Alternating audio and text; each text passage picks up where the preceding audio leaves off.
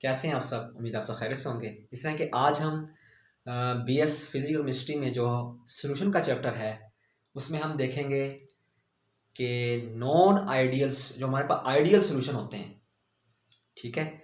Ideal solution में दो components होते हैं, ठीक है, दो वोलेटाइल कंपोनेंट्स हैं।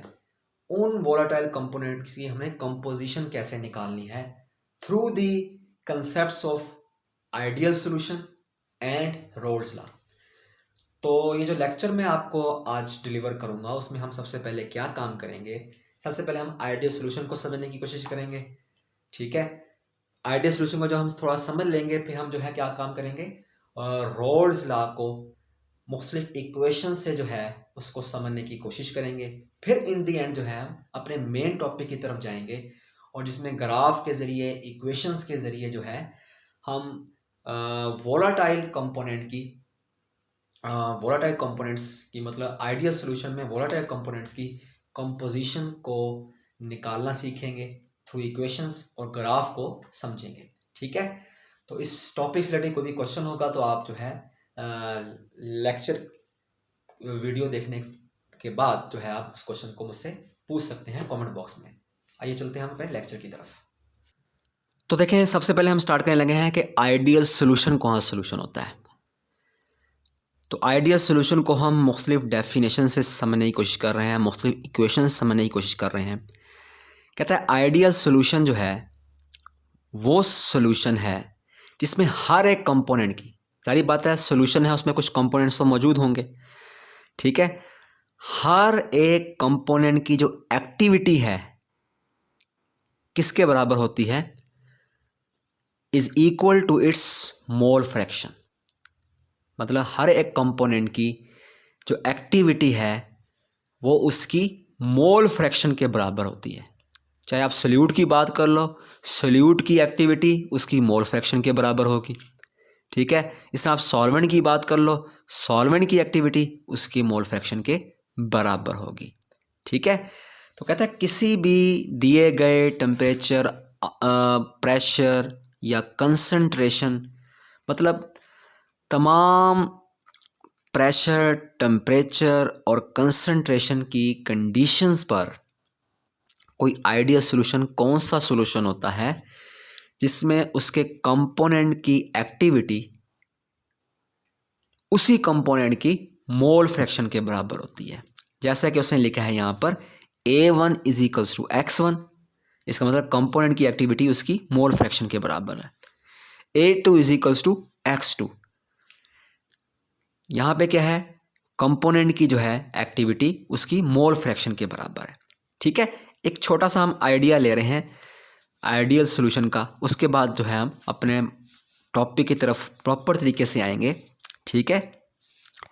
तो कहता है कि जी जो हमारे पास आइडियल सॉल्यूशन बनता है उसके दौरान थर्मोडायनेमिकली अगर देखा जाए delta we change in volume zero होता है, चेंज इन इंथैल्पी क्या होती है, ज़ीरो होती है। इंथैल्पी क्या होती है, total heat content of a system, ठीक है।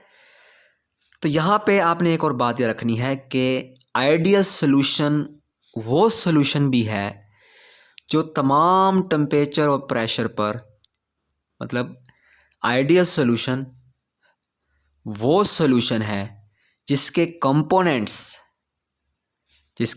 कंपोनेंट्स तमाम दिए गए टेम्परेचर और प्रेशर पर किस लॉ को ओबे करते हैं, रोल्स लॉ को ओबे करते हैं, रोल्स लॉ को ओबे करते हैं, ठीक है। तो मैंने एक लिहाज से आपको आइडियल सॉल्यूशन की दो डेफिनेशंस बताई हैं, ठीक है। और अब मैं जो है आपको बताता हूँ कि आइडियल सॉल्यूशन किस किस के हो सकते हैं। जब बेंजीन टोलुइन के साथ मिल जाए तो आइडियल सॉल्यूशन बन जाता है, बेंजीन ईथर के साथ मिल जाए तो आइडियल सॉल्यूशन बन जाता है, ठीक है। और इसके अलावा जो है क्लोरोबेंजीन ब्रोमोबेंजीन के साथ मिल जाए तो क्या बन जाता है, आइडियल सॉल्यूशन बन जाता है, ठीक है। आइडियल सॉल्यूशन का कंसेप्ट समझ आ गया। यहाँ पे उसने अब रोल्स लॉ का जिक्र किया तो रोल्स लॉ का कंसेप्ट भी हम समझ लेते हैं। देखिए आपने क्या काम करना है, सॉल्यूट लेना है, नॉन वोलेटाइल सॉल्यूट होना चाहिए, नॉन इलेक्ट्रोलाइट सॉल्यूट होना चाहिए, ठीक है। कुछ स्ट्रॉन्ग इलेक्ट्रोलाइट होते हैं, कुछ वीक इलेक्ट्रोलाइट होते हैं, कुछ नॉन इलेक्ट्रोलाइट्स होते हैं, मतलब जिसमें आयंस में तब्दील होने की सलाहियत बिल्कुल भी नहीं होती। ठीक है। और नॉन वोलेटाइल क्या होते हैं? जो आम रूम टेम्परेचर पर वेपर में तब्दील ना हो पाए, ठीक है। तो ऐसा सोल्यूट लेना है जो नॉन वोलेटाइल हो, नॉन इलेक्ट्रोलाइट हो, उसको हमने सॉल्व में डालना है, ठीक है।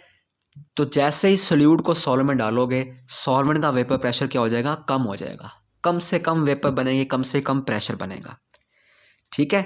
तो यहाँ से आपने जो अंदाज़ा लगाना है कि जितना ज़्यादा आप सॉल्वेंट में सोल्यूट डालोगे, जितना ज़्यादा समझो पानी में नमक डालोगे, ठीक है, उतना ही ज़्यादा पानी का जो है वेपर प्रेशर कम होता जाएगा, ठीक है। मतलब उस सॉल्यूशन का वेपर प्रेशर कम होता जाएगा, ठीक है। अब यहाँ से जो है हम रोल्स लॉ की एक डेफिनेशन देख लेते हैं। रोल्स लॉ क्या कहता है? Vapour pressure of solvent in solution. Solvent solution में मौजूद है। सोल्यूशन कब बनता है? जब सोल्यूट और सॉल्वेंट आपस में मिलते हैं, नमक और पानी आपस में मिल गए, ठीक है। तो पानी सोल्यूशन में मौजूद है, इसका जो वेपर प्रेशर है किसके डायरेक्टली प्रोपोर्शनल है? सॉल्वेंट की मोल फ्रैक्शन के डायरेक्टली प्रोपोर्शनल है। जितनी ज़्यादा मोल फ्रैक्शन होगी उतना ही ज़्यादा जो है सॉल्वेंट का क्या होगा? वेपर प्रेशर होगा। तो इसको हमने जो है एक इक्वेशन की फॉर्म में लिख देना है, P is directly proportional to x1। जैसे प्रोपोर्शनल का साइन ख़त्म करोगे आपके पास इक्वल का साइन आएगा और क्या आ जाएगा? यहाँ पे आपने लिख देना है P naught. P is equals to P naught x1, P naught x1, ठीक है। ये हमारे पास इक्वेशन आ गई है। अब ज़रा हम देखते हैं कि इसी इक्वेशन को आपने रीअरेंज किया है। क्या काम किया है? P नॉट को P के नीचे ले आए, ठीक है। x1 वहीं का वहीं रह गया, x1 वहीं का वहीं रह गया। तो P over P naught is equal to x1 एक नई इक्वेशन बन गई। अब इन दोनों को जो है ना आपने 1 से माइनस कर देना है, मतलब आपने इन दोनों के साथ माइनस का साइन लगाना है, फिर 1 ऐड कर देना है साथ ही, ठीक है। तो समझो मैंने ये काम किया है, मैंने ये काम किया है, माइनस दोनों तरफ P ओवर P नॉट कर दिया और यहाँ माइनस x1 कर दिया, फिर मैंने यहाँ दोनों तरफ 1 ऐड कर दिया, ठीक है। तो ये मेरे पास एक और इक्वेशन आ गई। यहाँ पे देखो आपने लेना है LCM, P naught minus P over P not, ये इक्वेशन बन जाएगी।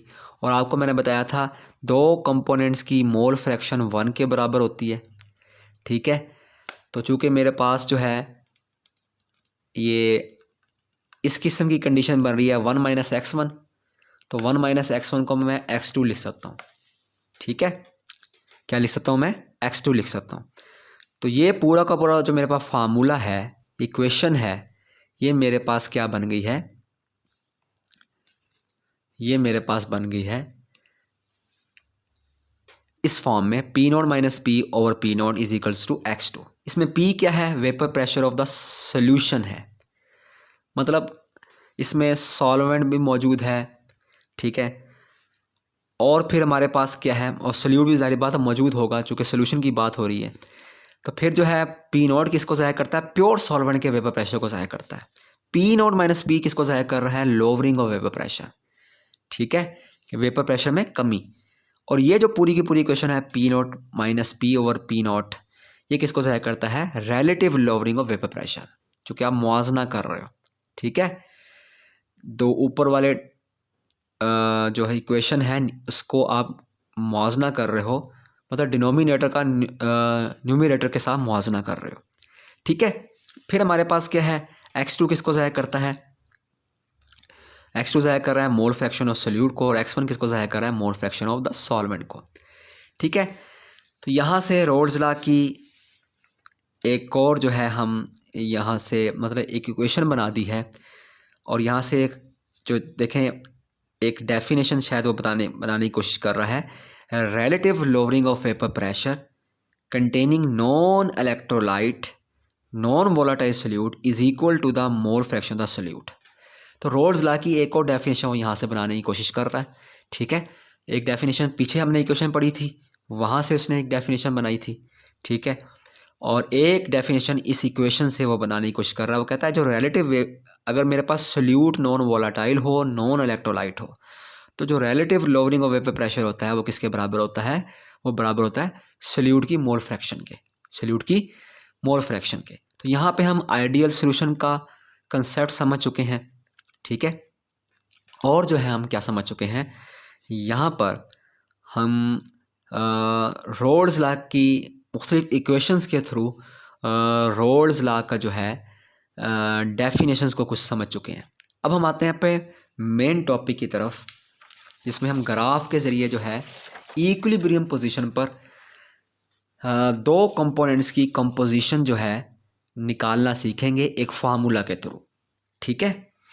तो मैंने क्या कहा, इक्विलिब्रियम पोजीशन पर दो कंपोनेंट्स की कंपोजिशन को जो है हम निकालना सीखेंगे थ्रू आ फार्मूला। तो कहता है रोल्स लॉ हमने अप्लाई करना है किस पर? आइडियल सॉल्यूशन पर। और हमारे पास कंपोनेंट कौन से हैं? टू वोलाटाइल कंपोनेंट्स हैं। अब वोलाटाइल कंपोनेंट्स हैं, कौन से कंपोनेंट्स हैं? वोलाटाइल, नॉट नॉन वोलाटाइल, ठीक है। तो इसका मतलब दोनों कंपोनेंट ही वोलाटाइल हैं। तो फिर आगे वो कहता है कि जी वेपर प्रेशर जो है ना हमारे पास, हर एक कंपोनेंट का आप कैसे लिखोगे? हर एक कंपोनेंट का वेपर प्रेशर जो है आप लिखोगे वो इस तरीके से लिखोगे कि आपने हर एक कंपोनेंट का, कहता है vapour pressure of each component A and B above the solution is proportional to the mole fraction in the solution, ठीक है। तो ये बात आप याद रख लें कि यहाँ पे क्या है, यहाँ पे है अगर मैं कंपोनेंट का वेपर प्रेशर जो है निकालना चाह रहा हूँ वो किसके डायरेक्टली प्रोपोर्शन होता है? उस कंपोनेंट की मोल फ्रैक्शन का डायरेक्टली प्रोपोर्शन होता है। तो ये इक्वेशन उसने डायरेक्ट लिख दी है, ठीक है। उसे ऐसे लिखना चाहिए था P A is directly proportional to X A, ठीक है, और P B is directly proportional to X B. जो जैसे ही प्रोपोर्शन का साइन ख़त्म करता तो क्या लिखता? P A is equals to P naught, P naught हम इंक्लूड कर देते, पी नॉट ए, ठीक है, एक्स ए, और P B is equals to P naught B X B, ठीक है। तो यहाँ पे हमने इक्वेशन बना दी vapour pressure of each component की। अब क्या है, अब हमने जो है डाल्टन्स लॉ को अप्लाई किया। डाल्टन लॉ क्या कहता है? टोटल प्रेशर जो होता है वो किसके बराबर होता है? Total pressure of the solution is equals to the, या gaseous mixture is equals to the sum of the partial pressures of each component, ठीक है। आप इसको ऐसे समझ सकते हैं। तो दो कंपोनेंट का प्रेशर किसके बराबर है? टोटल प्रेशर के बराबर है। पी ए की वैल्यू आप यहाँ पे निकाल चुके हो, वो मैंने यहाँ पुट कर दी, पी नॉट इंटू एक्स ए। इस तरीके से पी बी की वैल्यू भी जो है हम निकाल चुके हैं, वो यहाँ जाके पुट कर देंगे, ठीक है। ये हमारे पास एक नया फार्मूला आ गया। तो कहता है total pressure of the solution of an ideal solution of volatile compound follow a straight line. कहता है ये टोटल प्रेशर है ना, ये एक स्ट्रेट लाइन बनाता है। ये आगे जाके मैं आपको ग्राफ दिखाता हूँ, ठीक है। जब ये ग्राफ ड्रा किया जाता है ना तो ये टोटल प्रेशर जो है ना ये स्ट्रेट लाइन बनाता है। ये देखो आपको नज़र भी आ रही होगी, ये एक स्ट्रेट लाइन बन रही है, ठीक है। ये ग्राफ किसके दरमियान ड्रा किया गया है? किसी एक कंपोनेंट की मोल फ्रैक्शन और वेपर प्रेशर के दरमियान, ठीक है। When the vapour pressure is plotted against the mole fraction of either component, किसी एक कंपोनेंट की अगर हम मोल फ्रैक्शन लें और वेपर प्रेशर के दरमियान एक ग्राफ बनाएं, हॉरिजेंटल एक्सिस पे उस कंपोनेंट की मोल फ्रैक्शन रखें और वर्टिकल एक्सिस पे उसका वेपर प्रेशर रखें, ठीक है। तो जो हमें एक स्ट्रेट लाइन हासिल होती है वो किसको ज़ाहिर करती है? वो ज़ाहिर करती है टोटल प्रेशर, सॉल्यूशन के टोटल प्रेशर को, ठीक है। अब देखो हमारे पास ये टोटल प्रेशर वैसे का वैसे ही आ गया, ठीक है। ये पी नॉट ए वैसे का वैसे ही आ गया।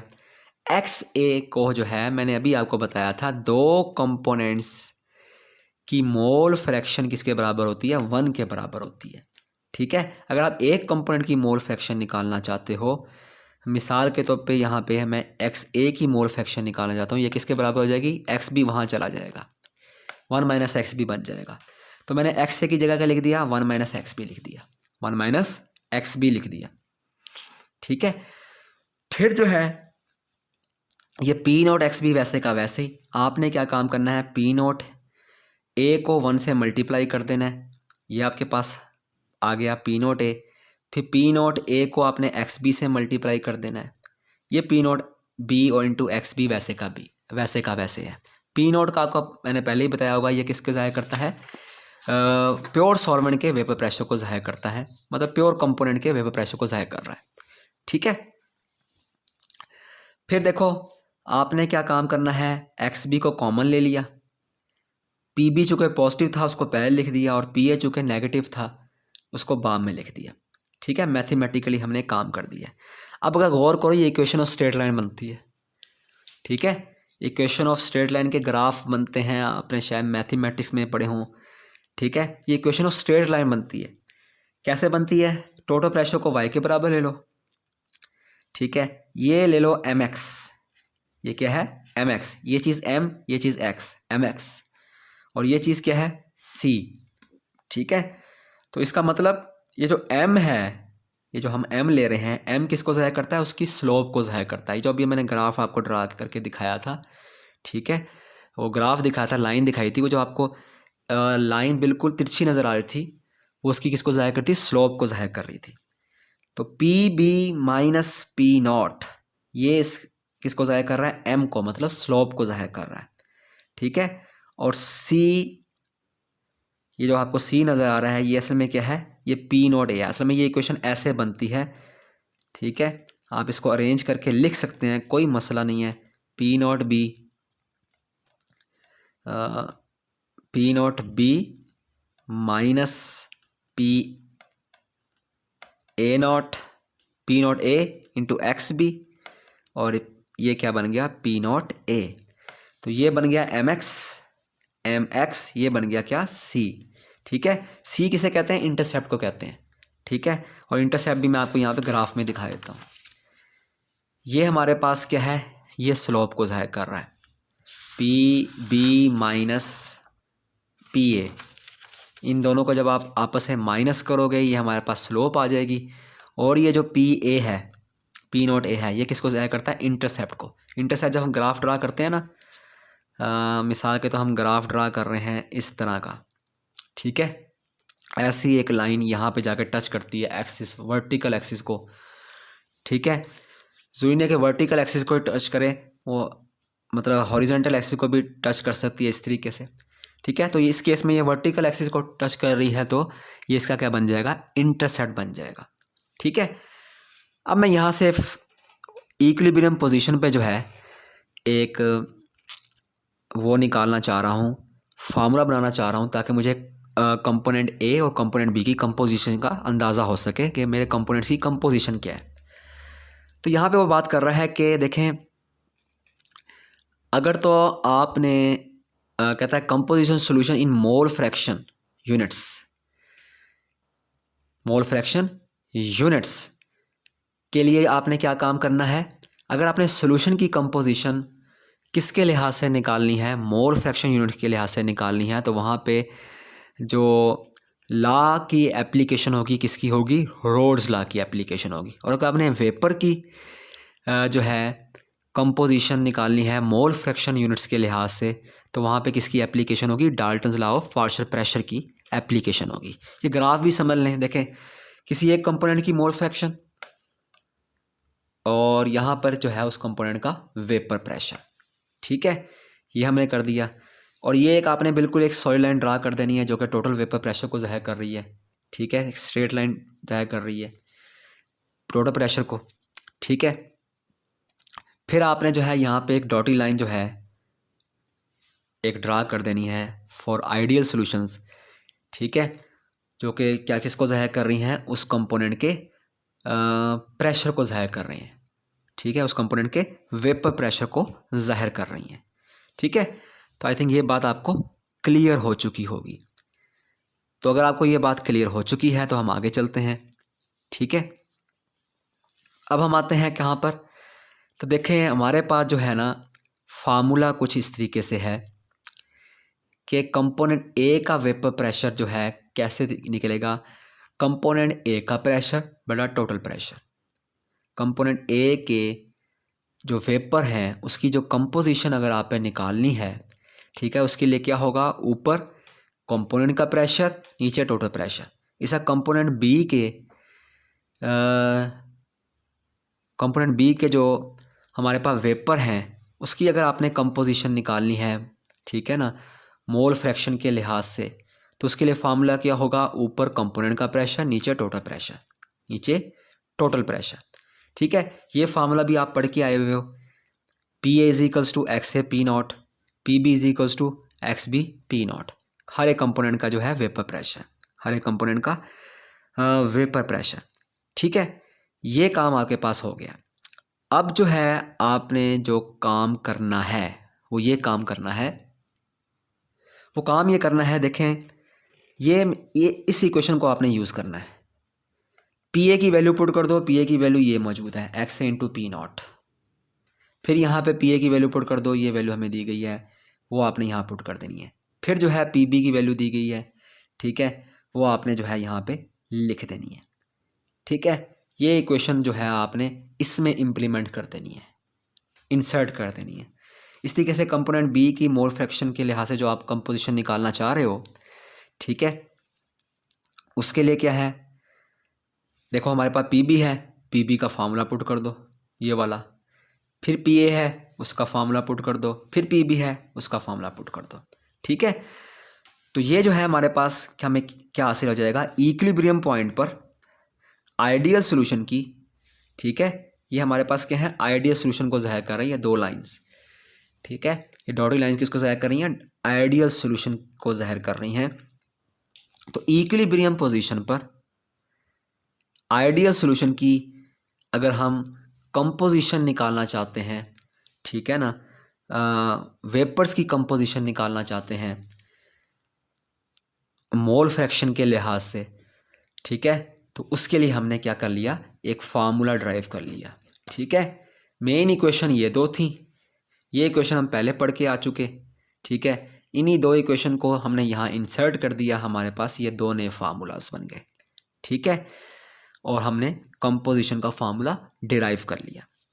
ठीक है, तो मैंने आपकी पहले बेस बनाई आइडियल सॉल्यूशन के लिहाज से, फिर मैंने आपको बेस बनाई रोल्स लॉ के लिहाज से, फिर हमने जो है अपने टॉपिक की तरफ आ गए जिसमें हमने Dalton's law of partial pressure को भी अप्लाई किया और हमने मुख्तलिफ कंपोनेंट्स की मतलब मुख्तलिफ कंपोनेंट के वेपर्स की जो है कंपोजिशन निकाल ली। ठीक है, मतलब उसकी हमने मोल के लिहाज से जो है कंपोजिशन निकाल ली। तो आई थिंक आपको ये टॉपिक क्लियर हो चुका होगा। फिर भी कोई क्वेश्चन होगा तो आप मुझसे पूछ सकते हैं। बहुत बहुत शुक्रिया आपका।